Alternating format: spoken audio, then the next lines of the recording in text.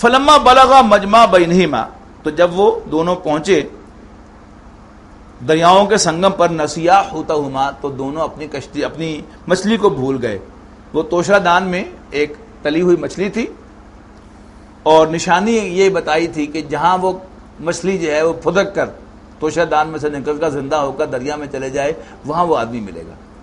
اب وہ توشہ دان جو تھا وہ حضرت یوشع ابن نون کے پاس تھا، اور انہوں نے دیکھا کہ وہ مچھلی جو ہے پھدک کر چلی گئی ہے، لیکن وہ مینشن نہ کیا انہوں نے حضرت موسیٰ سے.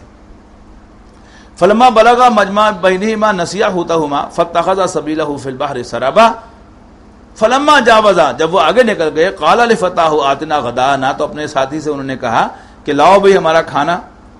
لقد لقینا من سفرنا ھذا نصبا، اس سفر سے ہم پر بہت تکان طاری ہو گئی ہے. قال ارایتا، تو کہنے لگے کہ دیکھیے نا، اذا بینا الی الصخرۃ، جب ہم ایک پتھر پر ذرا بیٹھ کر آرام ہم نے کیا تھا چٹان پر، فإنی نسیت الحوت، تو میں ذرا مچھلی سے غافل ہو گیا تھا. وما انسانی الا الشیطان وان اذکرہ، اور مجھے شیطان نے غافل کیا تھا. دیکھیں حضرت موسیٰ علیہ السلام کا جلال ہے، تو ساتھ ہی وہ ایکسپلینیشن بھی دے رہے ہیں کہ اصل میں شیطان نے مجھے اس سے غافل کر دیا تھا، ورنہ میں اس کو جانے نہ دیتا، یا کم سے کم آپ کو بتا دیتا. حضرت یوشع نے کہا، یعنی حضرت موسیٰ علیہ السلام کے جلال سے یعنی ان کو ڈر بھی تھا، لہذا ساتھ ہی ایکسپلینیشن بھی دے دی انہوں نے. واتخذ سبیلہ فی البحر عجبا، اور اس وقت مچھلی نے بڑے عجیب طریقے سے دریا کا راستہ لے لیا تھا. قال ذالک ما کنا نبغی، اوہو وہی تو جگہ ہم ڈھونڈ رہے تھے.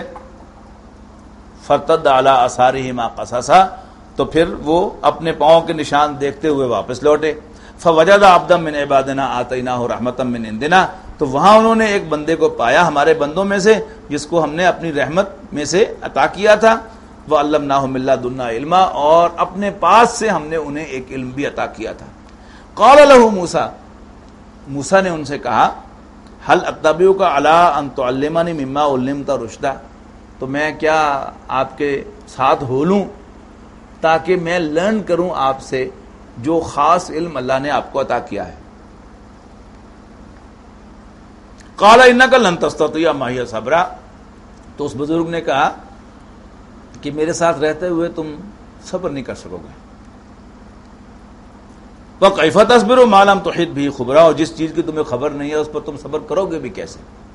قال، لیکن حضرت موسیٰ نے عرض کی، ستجدونی انشاءاللہ صابرا، آپ فکر نہ کریں آپ مجھے صابر پائیں گے، ولا عاصی لک امرا، اور میں آپ کے حکم دولی بھی نہیں کروں گا. قال فإن اتبعتنی، اچھا اگر میرے ساتھ رہنا ہے، فلا تسألنی عن شیء، پھر کسی چیز پر کوشچن نہ کرنا مجھ سے، حتی احدث لک منہ ذکرا، یہاں تک کہ میں خود ہی تم سے وہ بات بیان کرتا ہوں. فانطلقا، تو وہ دونوں چلے، حتی اذا رکبا فی السفینۃ، یہاں تک کہ وہ ایک کشتی میں سوار ہوئے. خرقا، تو حضرت خضر نے اس کشتی کو ڈیمیج کر دیا.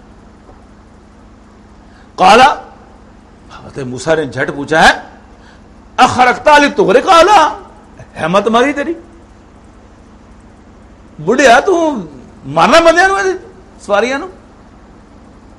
قال الم اقل لك انك لن تستطيع معي صبرا، حضرت خضر نے کہا میں نے کہا نہیں تھا تم سے کہ تم میرے ساتھ رہتے ہوئے صبر نہیں کر سکو گے.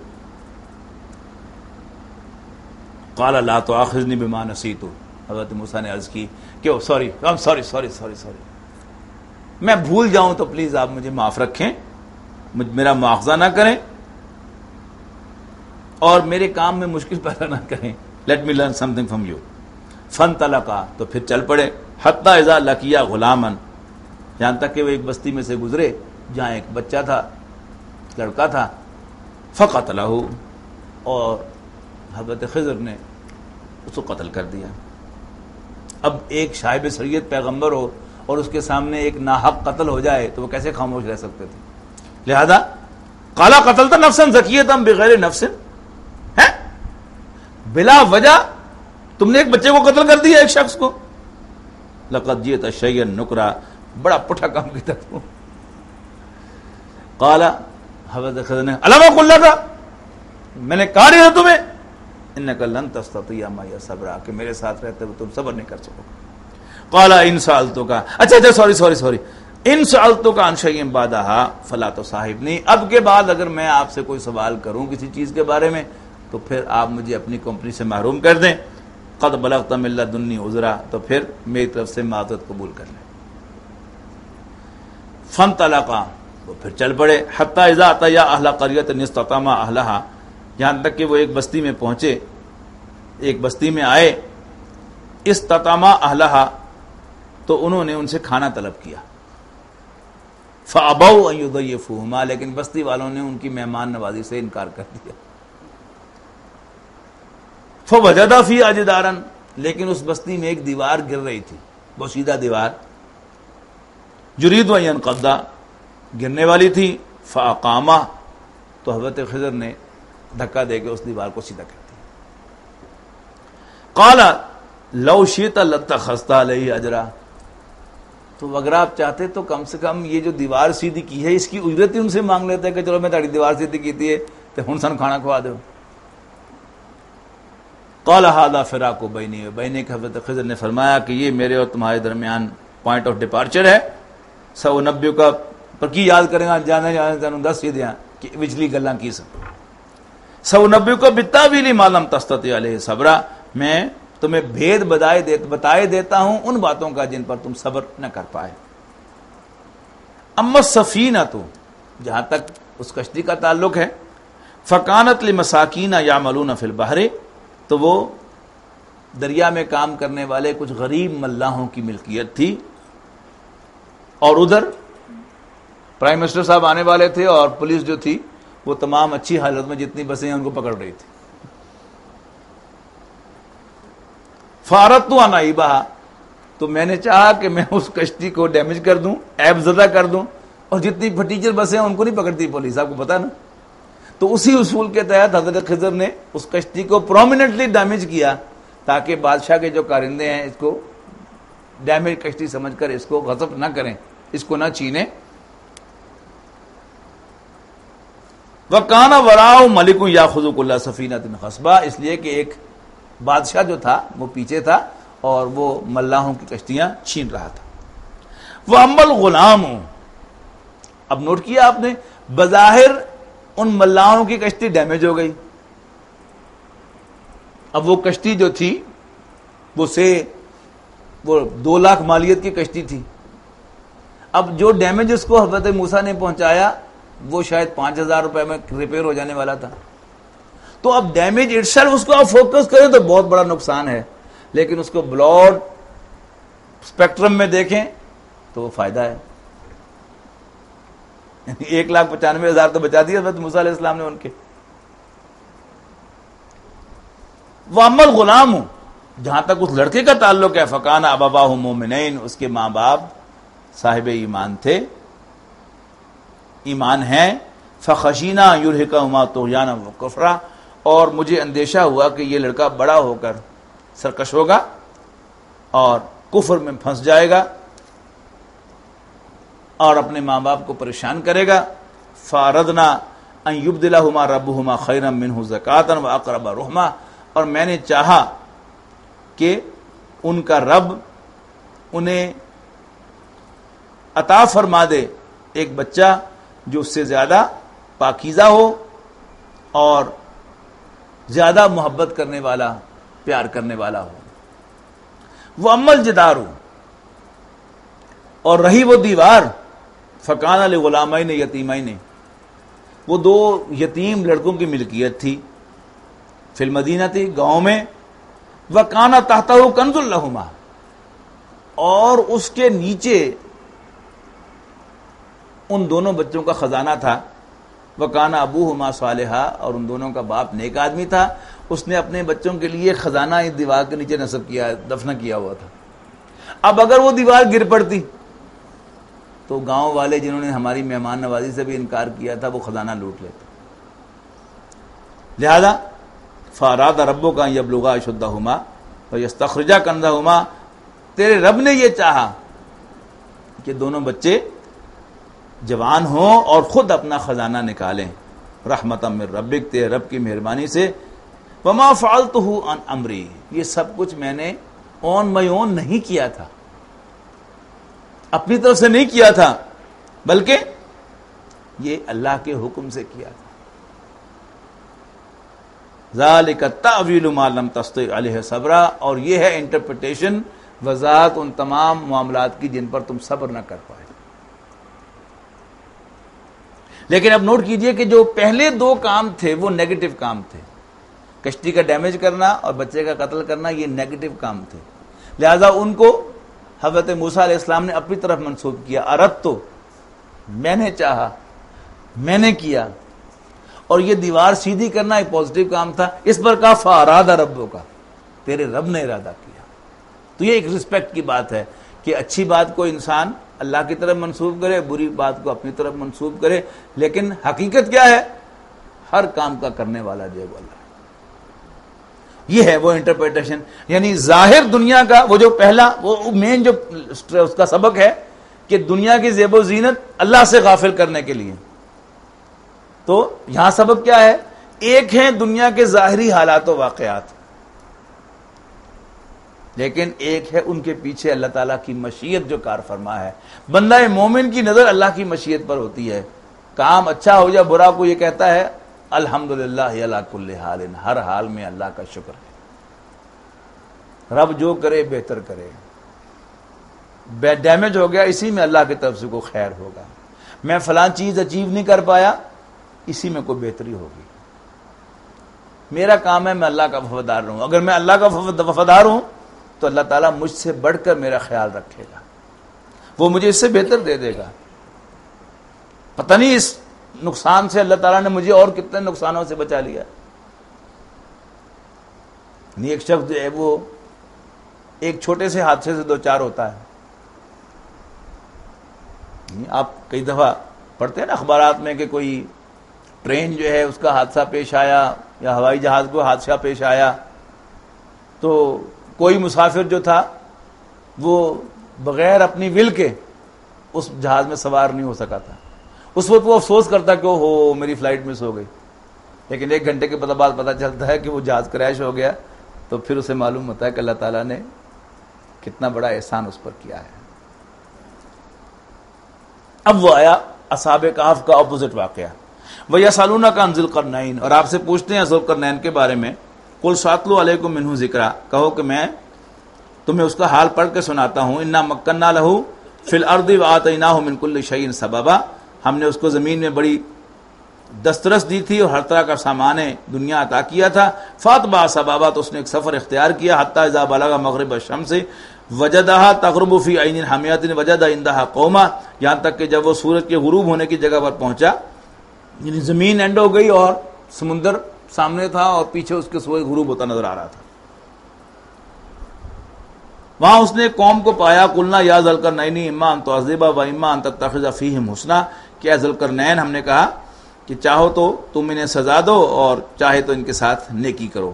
قال اما من ظلم فسوف نعذبہ، تو اللہ نے فرمایا، تو حضرت ذوالقرنین نے فرمایا کہ جو کوئی بھی ظلم کرے گا تو میں بھی اسے سزا دوں گا۔ ثم یرد الی ربہ، پھر وہ لوٹایا جائے گا اپنے رب کے حضور، فیعذبہ عذابا نکرا، اور پھر بھی اسے سخت سزا سے دوچار کرے گا۔ وَأَمَّا مَنْ آمَنَ وَعَمِلَ صَالِحًا، اور جو کوئی ایمان لائے گا اور اچھے عمل کرے گا، فَلَهُ جَزَاءً الْحُسْنَى، تو اس کے لیے بڑی عمدہ جزا ہوگی۔ وَسَنَقُولُ لَهُ مِنْ أَمْرِنَا يُسْرًا، اور اس پر کسی طرح کی سختی نہیں کریں گے بلکہ اس سے نرم بات کریں گے۔ ثُمَّ أَتْبَعَ سَبَبًا، پھر انہوں نے ایک اور سامان سفر باندھا، حَتَّىٰ إِذَا بَلَغَ مَطْلِعَ الشَّمْسِ، یہاں تک کہ جب وہ سورج کے طلوع ہونے کی جگہ تک پہنچ گئے۔ وَجَدَهَا تَطْلُعُ عَلَىٰ قَوْمٍ، اور وہاں انہوں نے پایا اس کو طلوع ہوتے ہوئے ایک ایسی قوم پر، لَمْ نَجْعَل لَهُم مِّن دُونِهَا سِتْرًا، کہ جس کے لیے اللہ تعالیٰ نے کوئی اوٹ نہیں بنائی۔ اب مختلف آراء ہے کہ یہ کون ہے، کسی نے کہا یہ سکندر ہے، پھر اس پر اعتراض آیا کہ جو کریکٹر بیان ہوا وہ سکندر کا کریکٹر نہیں ہے۔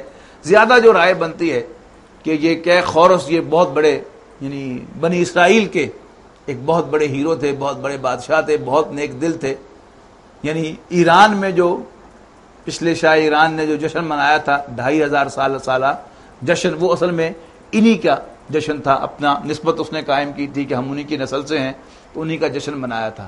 اب وہاں سے مغرب کی طرف سفر جو ہے وہ ایران سے وہ کیا ہوگا، وہ بحیرہ کلزم تک پہنچیں گے، اور مشرق کی طرف سفر جو ہوگا وہ کیا ہے کہ ایسی جگہ پر جائیں گے جہاں پر کچھ ایسے لوگ آباد ہوں گے جنہیں سمندر سے کوئی اوٹ نہیں، اس کے سورج سے کوئی اوٹ نہیں ہوگی۔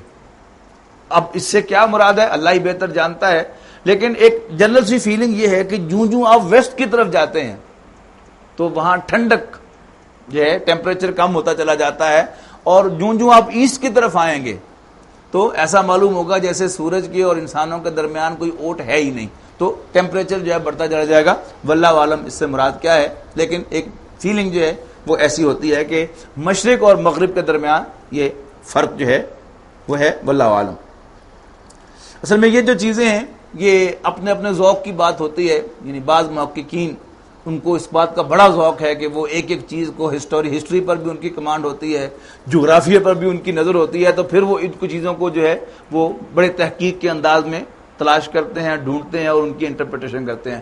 میرا سرے سے یہ مزاج نہیں ہے، جیسے میں نے پہلے بھی کہا کہ عام معاملات میں بھی اللہ تعالیٰ مجھے چلتے پھرتے جو چیز کلک کراتا ہے تو وہی میں سمجھتا ہوں کہ واقعی بیٹھ کر کسی موضوع پر سوچنا یہ میرے مزاج کا حصہ نہیں ہے، لیکن یہاں پر جو چیز مجھے کلک ہوتی ہے یعنی ویسٹ اور ایسٹ کے فرق کے ساتھ وہ اس طرح ہے، واللہ اعلم۔ کذالک قد احطنا بما لدیہ خبرا، حقیقت حال یوں تھی کہ کچھ اس کے پاس تھا سب کچھ جو ہم نے جس کی اس کو خبر دی تھی۔ ثم اتبع سببا، پھر اس نے ایک اور سامان سفر باندھا، حتی اذا بلغ بین السدین، یہاں تک کہ وہ پہنچا دو دیواروں کے درمیان، وجد من دونہ ما قوما، اور ان دونوں کے درمیان ایک قوم کو پایا، لا یکادون یفقہون قولا، جن کی بات ان کی سمجھ میں نہیں آتی تھی۔ قالوا یا ذوالقرنین، انہوں نے کہا اے ذوالقرنین، ان یاجوج، کوئی اور زبان بولنے والے تھے، ان یاجوج و ماجوج مفسدون فی الارض، یاجوج و ماجوج زمین میں فساد پھیلاتے ہیں، فہل نجعل لک خرجا، تو کیا ہم آپ کو کوئی خراج دیں، رقم ادا کریں، الا ان تجعل بیننا و بینہم سدا، کہ آپ ہمارے اور ان کے درمیان ایک دیوار کھینچ دیں۔ قال ما مکنی فی ربی خیر، اللہ تعالیٰ نے مجھے جو کچھ عطا فرمایا ہے وہ بہتر ہے، فاعینونی بقوۃ، ہاں تم مجھے مین پاور پرووائڈ کرو، اجعل بینکم و بینہم ردما، میں تمہارے اور ان کے درمیان ایک کوٹ کھڑی کر دوں گا، آتونی زبر الحدید، تم لوہے کے بڑے بڑے تختے لاؤ، حتی اذا ساوا بین الصدفین، یہاں تک کہ جب اس نے دونوں پہاڑوں کے درمیان کا حصہ برابر کر دیا، یعنی ان لوہے کے تختوں سے، قال انفخوا، تو کہا تو اب انہیں دھونکو، یعنی گرم کرو، حتی اذا جعلہ نارا، جب کہ اس نے آگ بنا دیا، قال آتونی افرغ علیہ قطرہ، تو تم تانبا لاؤ میرے پاس کہ میں پگھلا کر اس کے اندر ڈال دوں، فمستطاعوا ان یظہروہ، پھر وہ اس پر قدرت نہ رکھیں گے کہ اس پر چڑھ سکیں، وَمَسْتَطَاعُوا لَهُ نَقْبًا، اور پھر اس کی قدرت بھی نہ پائیں گے کہ اس پہ اندر نقب لگا سکیں، یعنی ایسی دیوار کہ جس میں دونوں طرف لوہے کے تختے ہو، اندر تانبا پگھلا کر ڈالا گیا، اس میں نقب تو نہیں لگائی جا سکتی۔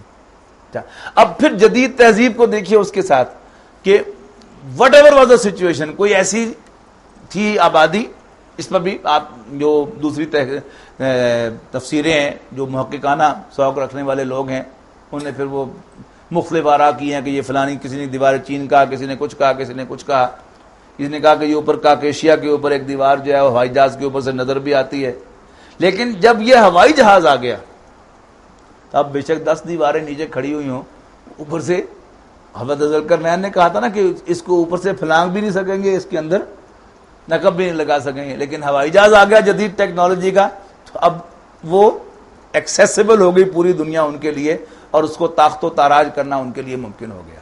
رہی یہ بات کہ یہ یاجوج و ماجوج کون سے، اس میں بھی بڑی آراء ہیں، اس میں محترم ڈاکٹر سار احمد صاحب کی رائے یہ تھی کہ حضرت نوح علیہ السلام کے بیٹوں میں سے ایک جو تھے ان کی اولاد تھی یہ، اور یہ بڑے جنگجو قسم کے لوگ تھے، اور پھر انہیں باندھ کے رکھا، لیکن جب پھر یہ دنیا میں یہ سارا یعنی گلوبل ولیج بنا ہے تو پھر یہ ان کی طاقت و تاراج جو ہے وہ دنیا میں آئی ہیں۔ پھر ویسٹ جو ہے یہ اصل میں وہ لوگ تھے کہ وائٹ اینگلو سیکسو پروٹیسٹنٹس، یعنی وائٹ تھے، اینگلو سیکسن تھے، اور پروٹیسٹنٹ مذہب جو ہے جس کا میں نے پہلے ابتدا میں ذکر کیا نا، یعنی سورہ کہف میں ابتدا میں وارننگ تھی ان کے لیے کہ حضور صلی اللہ علیہ وسلم وارن کرے ان کو جو کہتے ہیں کہ اللہ نے حضرت عیسیٰ علیہ السلام کو بیٹا بنایا ہے. اب ان دونوں کے درمیان آپس میں امتزاج ہوا اور پھر دنیا کے اندر یہ جو مغربی تہذیب تھی وہ اس کا فروغ ہوا ہے اور میٹیریلزم عناصر کا پرانا کھیل جو ہے وہ پھر اپنی پوری انتہا کو پہنچا ہے. اللہ کے مقابلے میں مادہ جو ہے وہ آ کر کھڑا ہو گیا اور یہ کائنات. اور محترم ڈاکٹر اسرار احمد صاحب کا بڑا خوبصورت آرٹیکل ہے, چھوٹا سا ہے, اسلام کی نشریات ثانیہ کرنے کا اصل کام. اس میں انہوں نے تجزیہ کیا ہے گلوبل جو سویلائزیشن ہے اس کا 3 چیزیں انہوں نے کہی ہیں کہ اس میں اللہ کے مقابلے میں کائنات کو لا کر کھڑا کر دیا گیا ہے اور روح کے مقابلے میں مادے کو لا کر کھڑا کر دیا گیا ہے اور حیات دنیا کے کو لا کر حیات اخروی کے مقابلے میں کھڑا کر دیا گیا ہے. یہ حاصل ہے. جدید تہذیب کیا ہے؟ کائنات اللہ ہے کہ نہیں ہے, forget about it. روح ہے کہ نہیں ہے, مادی جسم تو ہے, اس پر غور کرو, اسی کو بناؤ, اسی کو سجاؤ, اسی کو لیپا پوٹی کرو, اسی کی بیماریوں کا علاج تلاش کرو. پھر وہ جینیٹک انجینئرنگ کے ذریعے سے پازیٹیولی اس کی بیماریوں کا علاج تلاش کرو اور نیگیٹیولی اس کو ٹیمپرنگ کرو. اسی میں پھر کلوننگ جو ہے وہ کیا ہے, یعنی اللہ تعالیٰ کلیم کر رہا ہے کہ میں انسانوں کا بنانے والا ہوں اور اب جدید تہذیب جو ہے وہ مصر ہے کہ ہم بھی انسان بنا کے دکھائیں گے. جانور تو بنا کے دکھا دیے انہوں نے کس حد تک, یعنی ابھی 8 گھنٹے کو زندہ رہا, کو 10 گھنٹے زندہ رہا, پھر مر گیا, بنا تو دکھا دیا. لیکن اب اگر یہ ریسرچ اور محنت جاری رہے گی تو پھر کیا ہوگا, انسان بھی بنا کے دکھائیں گے. یعنی پورا اللہ کے مقابلے میں اس مادی کائنات کو لا کر کھڑا کیا جائے گا. اور حیات اخروی خام خواہ وقت ضائع نہ کرو, ایسے ہوا میں وٹے نہ مارتے رہو, یہ ٹامک ٹوئیاں نہ مارتے رہو, کوئی حقیقت نہیں ہے. آخرت کے چکر میں اپنی دنیا کو برباد نہ کرو. پاشا صاحب نے لطیفہ سنایا تھا کہ وہ نواز شریف صاحب کے پچھلے ٹینیور میں نواز شریف صاحب نے جو ہانگ کانگ اس کے سنگاپور کے پرائم منسٹر جنہوں نے سنگاپور کو بڑا ڈیولپ کیا اور دنیا میں کئی ایک بہت بڑی اکانومی بنا دیا, انہیں دعوت دی کہ وہ پاکستان آئیں اور ذرا مطالعہ کریں یہاں کا اور ہمیں بھی سجیسٹ کریں کہ وٹ شوڈ وی ڈو. تو وہ ہفتہ بھر یہاں رہے اور پھر ان دی اینڈ انہوں نے نواز شریف صاحب سے ملاقات کی تو انہوں نے کہا mister Sharif what can I suggest you when your people believe that the real life starts after death. یعنی ان کے لیے تو موت ہے نا, یعنی جب تک یہ نہ ایزیوم کیا جائے کہ اصل زندگی یہی زندگی ہے تو اس دنیا پر محنت نہیں ہو سکتی. اور جب تک ہم آخرت کے بارے میں سوچتے رہیں گے تو اس کا مطلب یہ ہے کہ پھر دنیا نہیں. تو سارا زور اس تہذیب کا کیا ہے, چھڈو آخرت نو, دفعہ مارو انہوں, ایتھے آؤ. فمستطاعوا ان يظهروه وما استطاعوا له نقبا قال هذا رحمت من ربی. فضل کرنین نے فرمایا کہ یہ میرے رب کی رحمت ہے. فاذا جاء وعد ربی, اور جب میرے رب کا وعدہ آئے گا جعلہ دکا, تو اللہ تعالیٰ اس دیوار کو ڈھا کر ہموار کر دے گا. وکان وعد ربی حقا, اور میرے رب کا وعدہ سچا ہے. وترکنا بعضهم یومئذ یموج فی بعض, اور اس روز یعنی جب یہ دیوار جو ہے یہ پھلانگ لی جائے گی تو وترکنا بعضهم یومئذ یموج فی بعض, اس روز ہم ان کو چھوڑ دیں گے اور یہ ضروع زمین میں پھیل کر ایک دوسرے کے اندر گھس جائیں گے. وَنُفِخَ فِي الصُّورِ, اور پھر اس کے بعد سور پھونکا جائے گا. فَجَمَعْنَاهُمْ جمع, اور ان سب کو ہم جمع کر لیں گے. وَعَرَضْنَا جَهَنَّمَ يَوْمَئِذٍ لِلْكَافِرِينَ عَرْضًا, اور اس روز جہنم کو کافروں کے سامنے لائیں گے. الَّذِينَ كَانَتْ أَعْيُنُهُمْ فِي غِطَاءٍ, وہ لوگ کہ جن کی آنکھیں میری یاد سے پردے میں ہیں. وَكَانُوا لَا يَسْتَطِيعُونَ سَمْعًا, اور وہ سننے کی طاقت نہیں رکھتے. أَفَحَسِبَ الَّذِينَ كَفَرُوا, جیسے پہلا رکوع جو ہے وہ خلاصہ ہے, اب یہ کنکلوڈنگ ریمارکس ہیں آخری رکوع کے اندر اس سورت کے. افحسب الذین کفروا ان یتخذوا عبادی من دونی اولیاء, کیا کافر یہ سمجھتے ہیں کہ وہ مجھے چھوڑ کر میرے بندوں کو, میری مخلوق کو دوست بنائیں گے. انا اعتدنا جہنم للکافرین نزلا, یقیناً ہم نے کافروں کی مہمان نوازی کے لیے جہنم تیار کی ہے. قل هل ننبئکم بالاخسرین اعمالا، کہیے کیا ہم تمہیں بتائیں کہ اعمال کے لحاظ سے سب سے زیادہ گھاٹے میں رہنے والے کون لوگ ہیں؟ الذین ضل سعیہم فی الحیات الدنیا، وہ کہ جن کی تمام دوڑ دھوپ سعی و جہد دنیا کی زندگی میں بھٹک کر رہ گئی، الجھ کر رہ گئی۔ کافر کی یہ پہچان کہ آفاق میں گم ہے، مومن کی یہ پہچان کہ گم اس میں ہے آفاق۔ تو الذین ضل سعیہم فی الحیات الدنیا، وہ کہ جن کی تمام دوڑ دھوپ اس دنیا کی زندگی میں الجھ کر گم ہو کر رہ گئی۔ یہ تصویر میری اور آپ کی تصویر ہے، اٹس می۔ ہماری سوچ، ہماری فکر، ہمارا اٹھنا، ہمارا بیٹھنا، ہماری پلاننگ کس کے لیے؟ دنیا کے لیے۔ یعنی ہم میں سے آخرت کے ماننے والے بھی آخرت کے لیے دوڑ دھوپ نہیں کرتے، یعنی علیحدہ کھاتا ہے نیکیوں کا، لیکن سوچ، فکر، پرسویشن کس کی؟ دنیا کی۔ تو الذین ضل سعیہم فی الحیات الدنیا، وہ کہ جن کی تمام دوڑ دھوپ اسی دنیا کی زندگی میں الجھ کر رہ گئی، وَهُمْ يَحْسَبُونَ أَنَّهُمْ يُحْسِنُونَ صُنْعًا، اور وہ یہ گمان کرتے رہے کہ وہ بڑا تیر مار رہے ہیں، they are doing well۔ اور ہمیں سے ہر شخص یہی سمجھتا ہے کہ جی میں بڑا تیر مار رہا ہوں۔ اولئک الذین کفروا بآیات ربہم، یہ وہ لوگ ہیں کہ جنہوں نے اپنے رب کی آیات کا انکار کیا ہے، ولقائہ، اور اس کی ملاقات کا، فحبطت اعمالہم، پس ان کے تمام اعمال ضائع ہو جائیں گے، فلا نقیم لہم یوم القیامۃ وزنا، اور ہم قیامت کے دن ان کے اعمال کو تولنے کے لیے کوئی ترازو بھی کھڑا نہیں کریں گے۔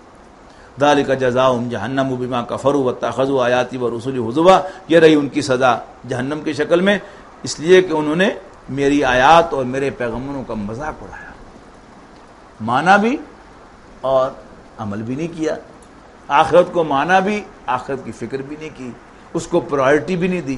یعنی جو قرآن مجید جس آخرت کو پورٹرے کرتا ہے اس کا تقاضا تو یہ ہے کہ that should be on priority. ہمارا جو آخرت کا ماننے والا جو دیندار شخص بھی ہے، آخرت کو اس کی پرائرٹی نہیں ہے، اللہ ماشاءاللہ، پرائرٹی لینے پہ دنیا ہی ہے۔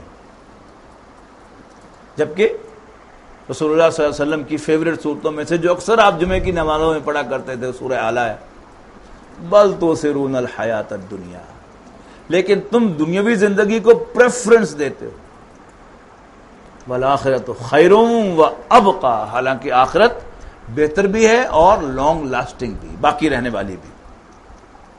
ان الذین آمنوا وعملوا الصالحات، اس کے مقابلے میں وہ لوگ جو ایمان لائیں اور اچھے عمل کریں، کانت لہم جنات الفردوس نزلا، ایسے لوگوں کے لیے ٹھنڈی چھاؤں والے باغات ہیں، خالدین فیہا، ان میں ہمیشہ ہمیشہ رہیں گے، لا یبغون فیہا حولا، اور اس سے تبدیلی نہیں چاہیں گے۔ قل لو کان البحر مدادا لکلمات ربی، کہہ دو کہ اگر سمندر سیاہی بن جائے میرے رب کے کلمات لکھنے کے لیے، یعنی ایک کانسیپٹ کیا ہے کہ یہ کائنات مادی قوانین کے تحت چل رہی ہے، عناصر کا پرانا کھیل۔